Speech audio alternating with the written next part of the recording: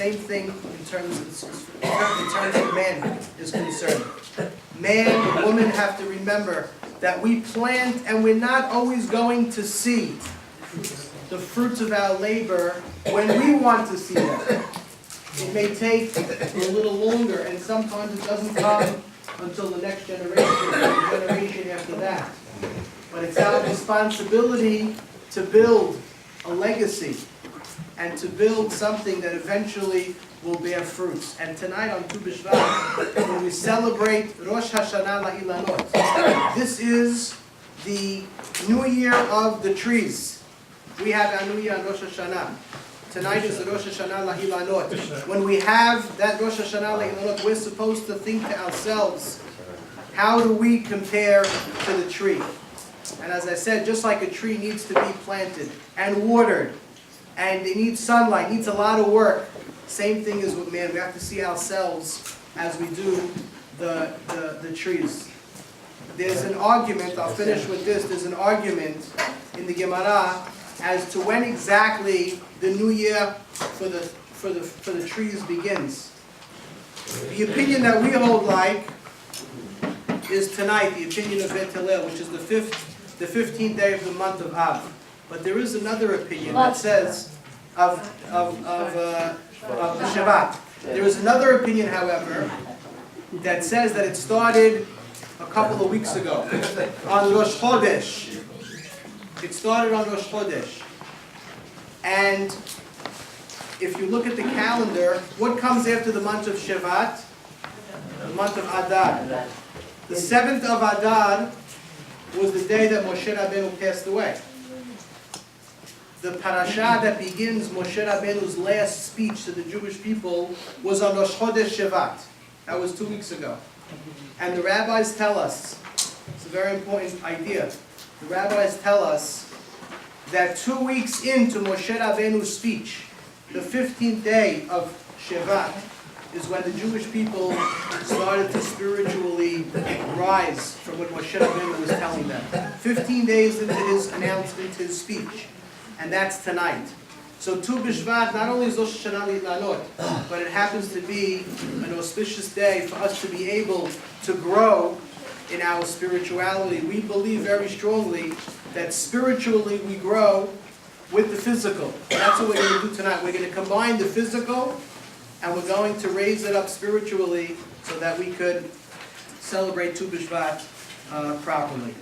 I think what we're going to do is we're going to start saying some of the berachot. We'll have some speeches in between. We'll have some songs. Does anybody know what the first beracha on the table is supposed to be? There is no hamotzi, so that's out. There is no hamotzi. Okay, the first one is mezonot, because the pasuk says, "Eretz chita u'seorah." Not gift, no. Mezonot comes first. So if everybody will, in front of them, take either a piece of cake or some kind of a cookie or a Danish in front of you, we're all going to say Berachah Mezonot.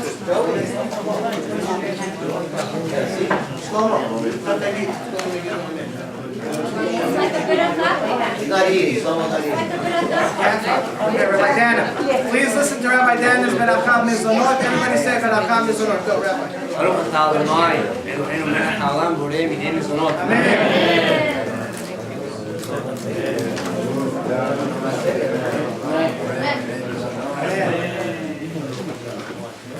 Can't say Mezonot.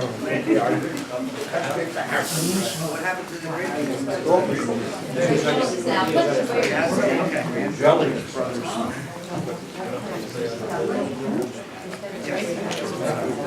Please have in mind two things. First of all, when you say the berachot, the berachot should be Le'ilui Nishmat, Harav Ezra ben Mizha, Rabbi Labaton.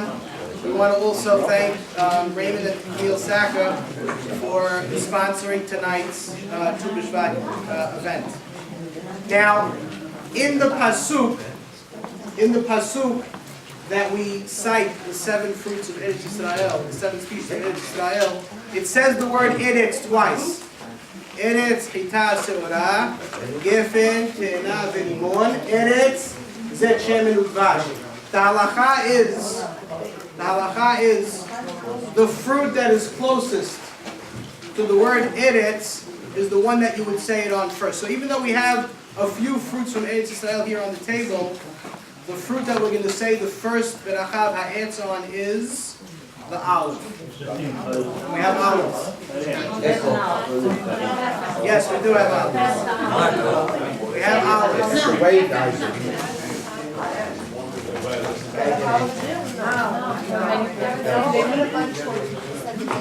Who sang that one? Maurice, you're going to say it. Stuck your foot in it.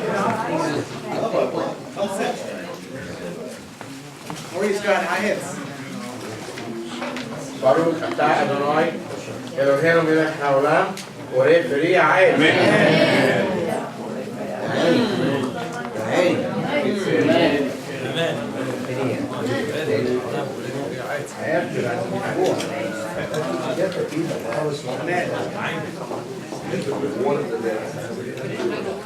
Now, in the pasuk it says devash. What does devash mean? Devash means honey. But when we say devash in the pasuk, we're talking about the honey of the dates. So the next item that you would eat in the order of the berachot is the dates. But you don't have to say ha'etz because we said it already. So just check the dates inside.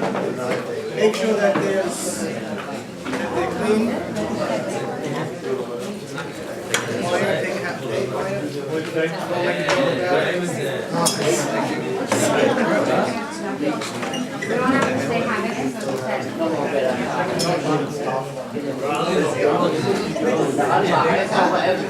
Please check the dates. Make sure that there's check them good, please.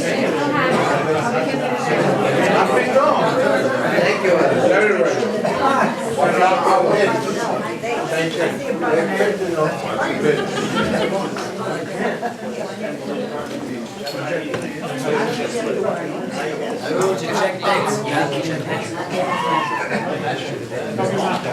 Check them, please. Check them well.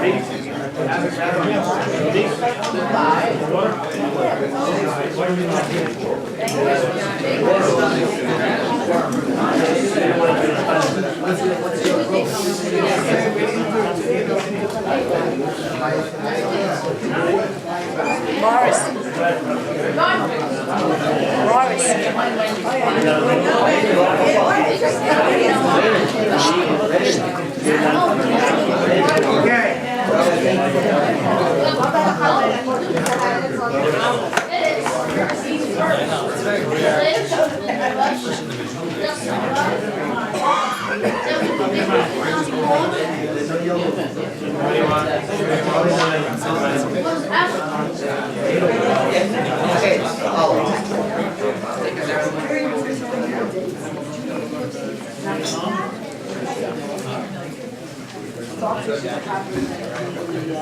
Okay, before we get to the grape juice and the grapes and the rest of the fruits, we're now going to hear a few words from Mario Lugnato. Please give me your attention.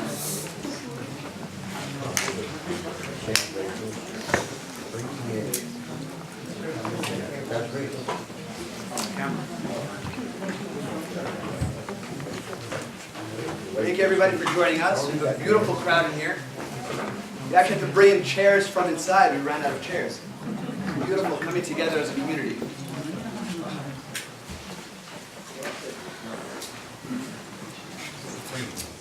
Those of us who have TVs have high definition TVs. Some of us have even seen shows or movies in 3D. But many of us grow up with low definition TVs, or even had black and white TVs. Or no TV. Or no TV.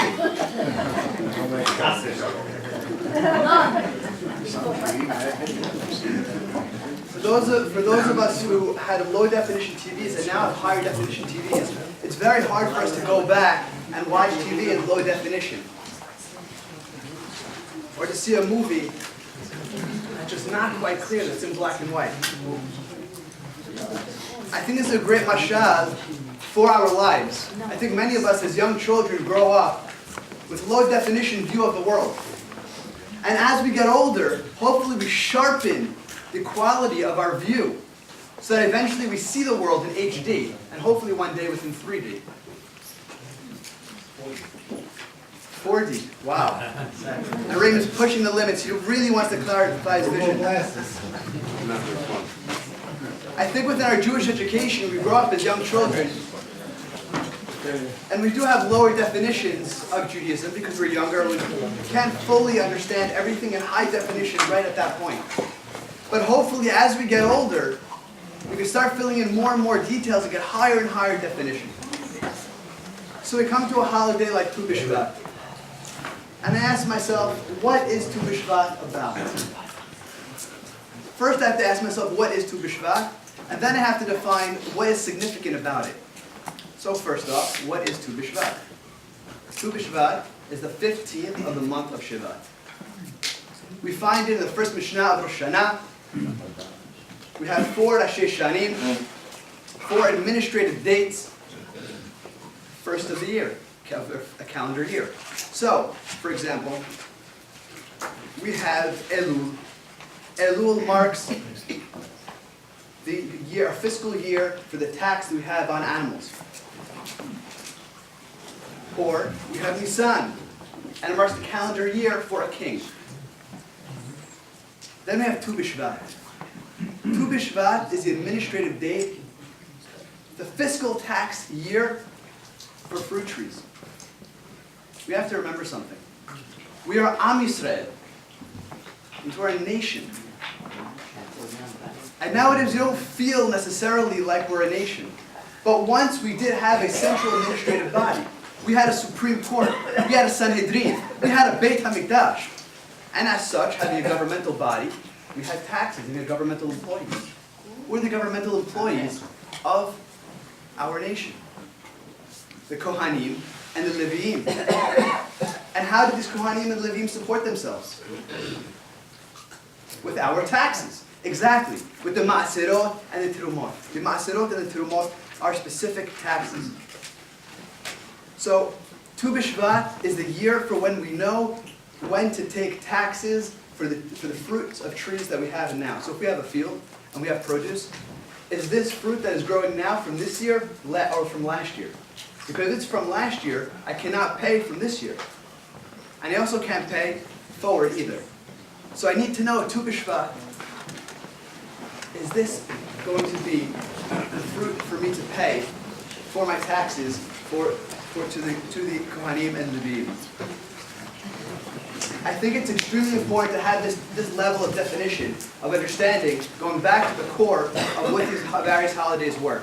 Like Tu B'Shvat. Tu B'Shvat being a fiscal administrative day. Why? Because it brings us back into the consciousness that we're a nation, that we are Am Yisrael, and that hopefully one day we will together rebuild a Beit HaMikdash with a Sanhedrin and bring back Tu B'Shvat to what it originally was. Have a great Tu B'Shvat.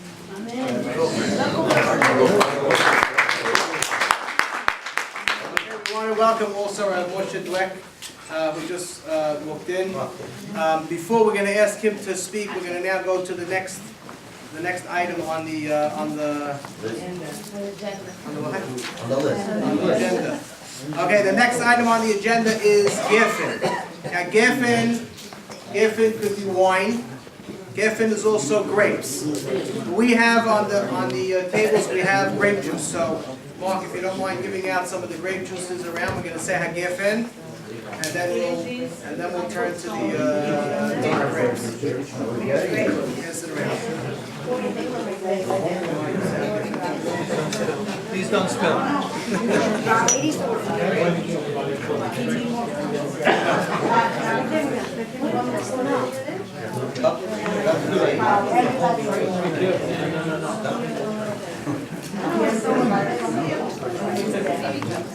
Thank you.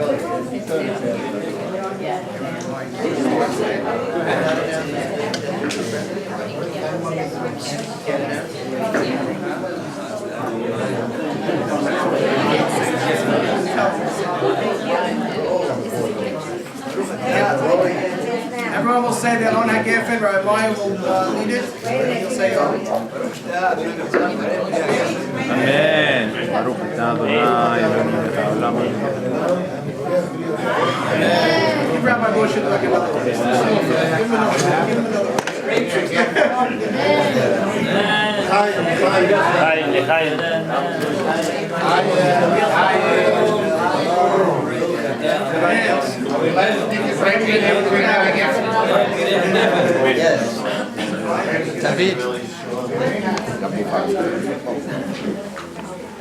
Okay, if you have also grapes in front of you, and you didn't say ha'etz yet, say ha'etz on the grapes. Otherwise, you can have them without saying ha'etz because we said the ha'etz already. Okay, we're going to get to that. Thank you. Before we do the last two fruits of Eretz Yisrael, I think we'll take there's a special fruit on the table. I don't know if it's officially called the star fruit, but it's the star fruit that's on the table. If you haven't had it the whole year, you could say Shechian on it. And we don't have to say ha'etz, because we said ha'etz already on everything else. So, If you have kidney disease, don't eat it. really?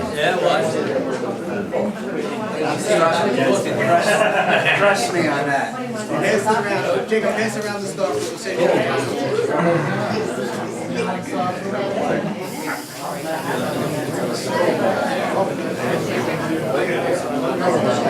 All I know is that I walked into the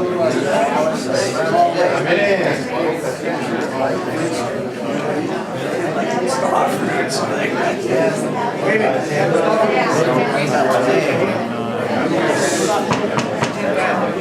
Baruch atah Adonai Eloheinu melech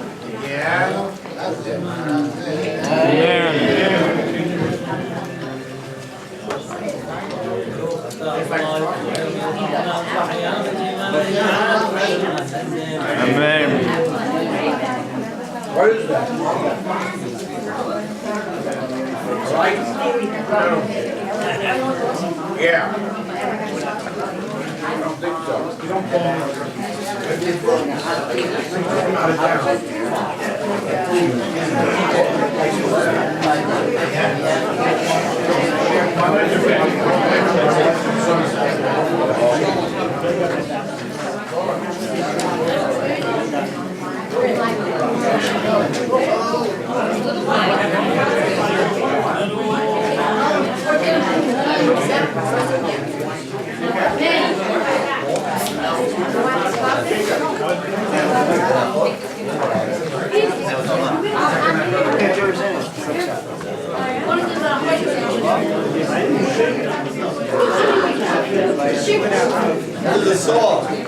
Okay, we're going to sing a song now. Before I do, again, I just want to mention, because Raymond walked in, we want to thank Raymond and Camille Saka for sponsoring the entire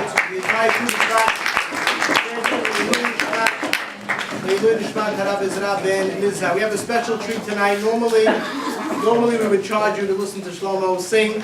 We're not going to charge you tonight. It's free. I didn't tell you to say that. Yeah, but Shlomo's going to teach us a song tonight. This song is special for Tu B'Shvat. It's page 72 in your red books and page 571 in the blue one. We made copies for you. So please give your attention to Hazan Shlomo Karani. יום טוב בשבט אני